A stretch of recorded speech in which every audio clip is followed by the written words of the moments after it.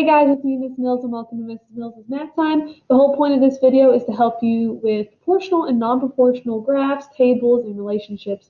The whole point of this is I want you to be able to look at a graph and figure out, is it proportional or not? Why? What makes a graph proportional or a table proportional? What makes them non-proportional? So on and so forth. And then we also are going to look at what equation would make a graph proportional and what equation would make it non-proportional. So we're going to talk about that today. And what I'm going to do is, here's a lot of my videos right here. It's always fun. What we're going to do is we're going to go through the proportional and non-proportional notes together. And at the end, if you still have any questions after this video, after I've kind of done some explanations and showed you examples, if you still have questions about this, make sure you contact me either through email or private message on Google Classroom.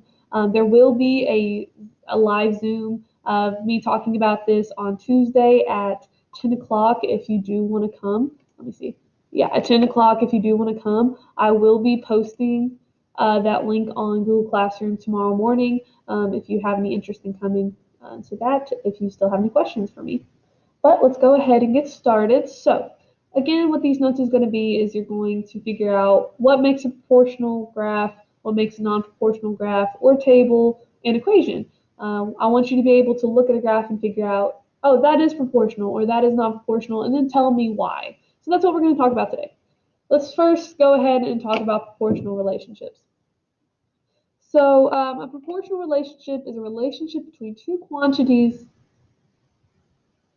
Yeah, a relationship between two quantities is proportional if the ratio between the two quantities are constant. So what that basically means is when you're looking at a table or a graph, the graph first of all has to be a straight line. If you're looking at a table, what you have to do, and that's all right here, if you're looking at a table, what you have to do is you have to take two coordinates on that table. You have to take an x and a y and put it in a ratio of y over x. And you have to compare that with another ratio on that same table. If the ratios are the same and if that's consistent throughout the whole table, that means the graph is going to be proportional.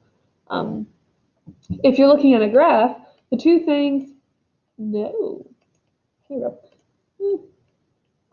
If you look at a graph and you want to figure out if it's proportional or not, you have to look for two things. The first thing you want to look for is the line straight.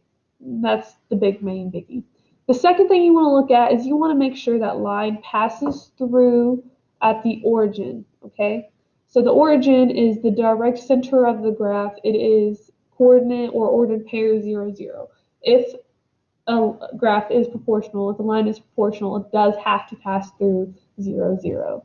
And it has to be a straight line, and the ratios have to be equivalent. So let's look at that real quick. Let's first look at a graph.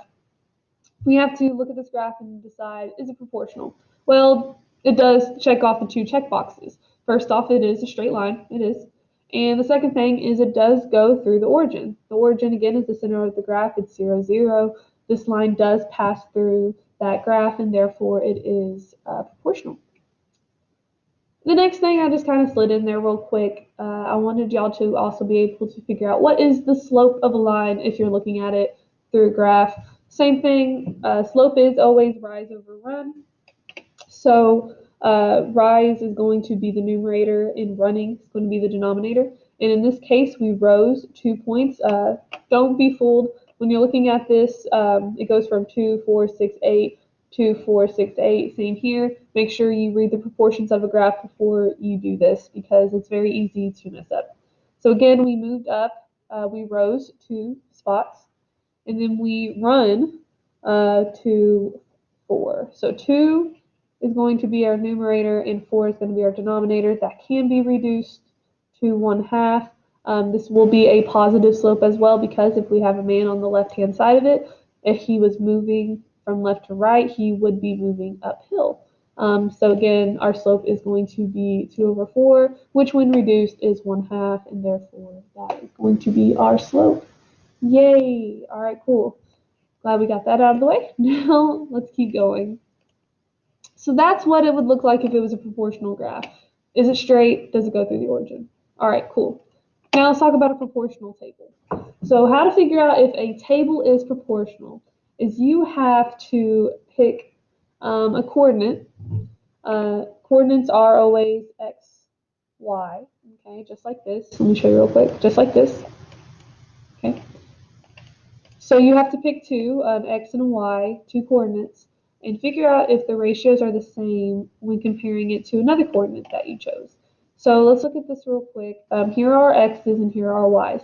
The big thing about this is whenever you're trying to compare two ratios, don't choose from the 0, 0. Don't choose the origin ratio because it's not going to be the same as the other ones. I'm sorry, it's just not going to be. Whenever you're comparing, just avoid the zeros. Try to choose some from down here. So y is stable proportional. It says the ratio of y over x is constant. How to figure that out is first we want to take two ratios using y over x. The first ratio I chose was 25 and 1, which is this one right here. So I have 25 and 1. Again, it is always going to be y over x. 25 is y, so it'll be the numerator. It'll be at the top. And then x is 1. That's going to be our denominator. So that's the first one I chose. The second one I chose was just a random one. I chose this one right here, with 75 being y and 3 being x. Okay? So when you reduce these two, they're the same ratio. 75 over 3 is the same when reduced as 25 over 1. And that's going to be the same thing with all of this.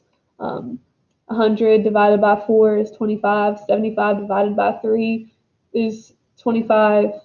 50 divided by 2 is 25. And 25 divided by 1 is 25. All the ratios are the same, and therefore this table is proportional. And then again, I gave you a little hint down here telling you just to never choose the 0, 0 as ordered pair that you want to use to compare with the rest of them. Just avoid that completely. Use the other plenty. You'll have plenty of others to choose from, so choose those instead.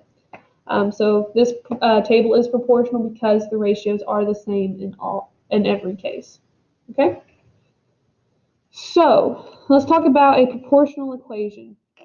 So whenever you see an equation of y equals mx, let me give an example real quick as well, like y equals 1/2 x. Okay. Proportional equations will always be written as y equals mx. M is always going to be the slope or the rate of change.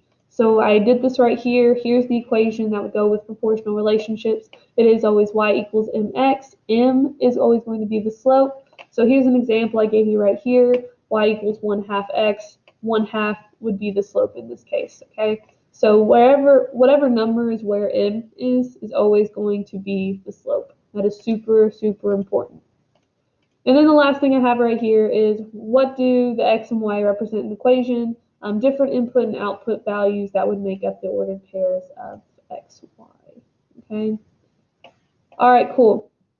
Now let's talk about non-proportional relationships.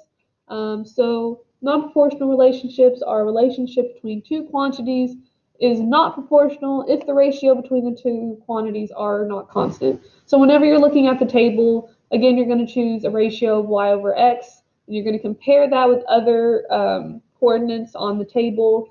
If, when reduced, they're not the same ratios, then it would mean that the graph was not proportional or the table is not proportional.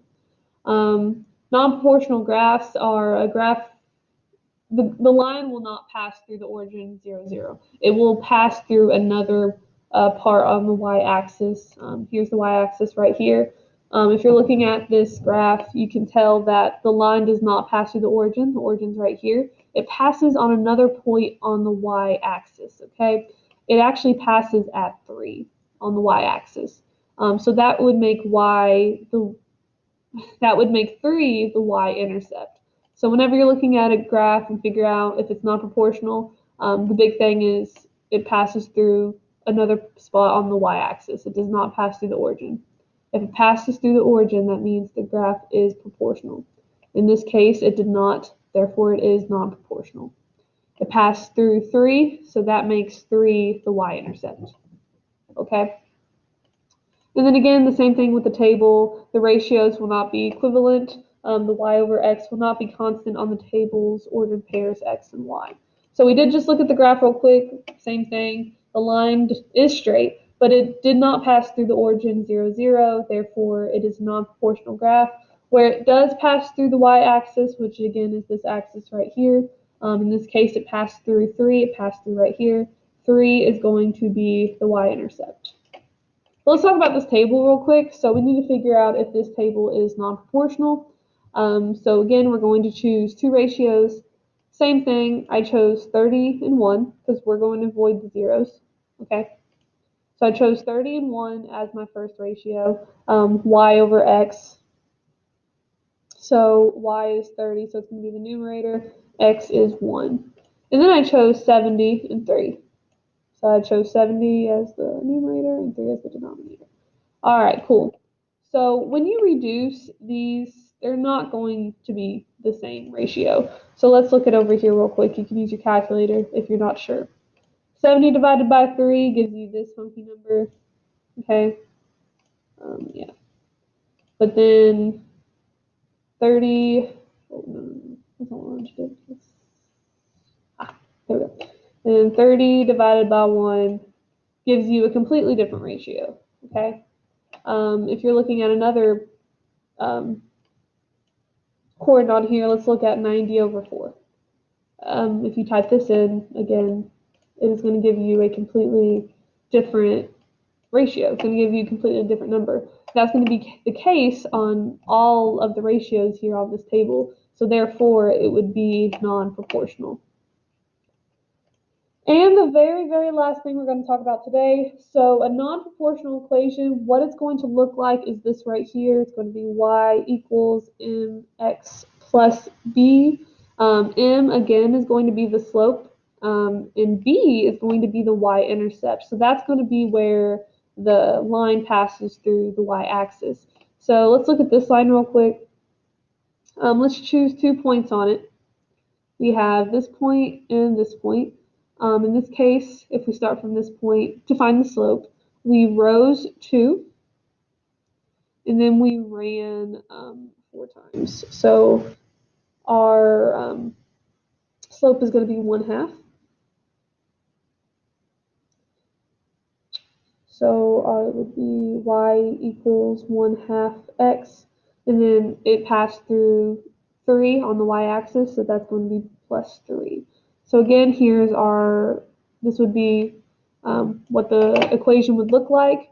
I wrote it out for you. Here it is right here. Here's the example. So it's always going to be y equals mx plus b. M is the slope, b is the y-intercept. Here it is. Here's the slope. It was 1/2 x plus 3 was the y-intercept. So if a line was going to be negative, this is very important. If the line is going to be negative, the negative would be in front of the slope. Okay? In this case, this is a positive slope because it's a positive 1/2, but if this was a negative 1/2, that is what would make the graph negative, have a negative slope. So if we have a negative right here, all that would mean is that if this was a -3, if we were looking at our line, what that would mean is that the line passed through -3 right here. Okay, so do not confuse that whatsoever. If you see a negative in front of the slope, that means it's a negative slope.